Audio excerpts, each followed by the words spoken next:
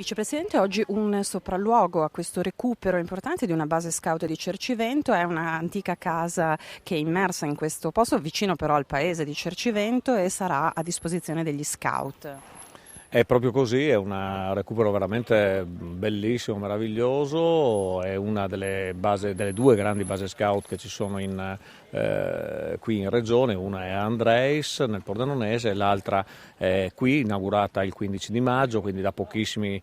giorni, con un 50% di contribuzione regionale e un 50% invece di contribuzione del mondo scout.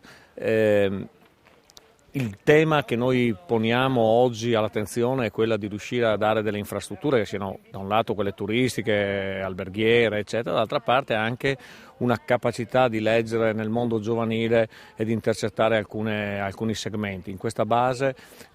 si prevede una presenza di 400 persone all'anno, e averlo posizionata con questo recupero attaccato al paese significa anche far vivere il paese, perché tutti i genitori, tutti i parenti, tutti coloro che vengono ad accompagnare i ragazzi, che li portano, eccetera, vanno in sinergia quindi anche con quelle che sono le esigenze di un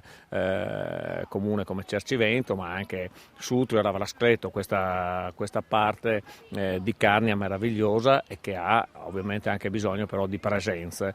In questo modo diamo anche questo tipo di risposta. Quello che mi preme sottolineare poi è anche che in questa base si fa anche molta formazione, quindi si cerca anche di intercettare tutta una serie di traiettorie giovanili, poi la si pensi come si vuole, ma si danno delle risposte anche a delle esigenze che al mondo d'oggi questo tipo di società ti pone, e quindi da un lato presenze turistiche e quindi presenze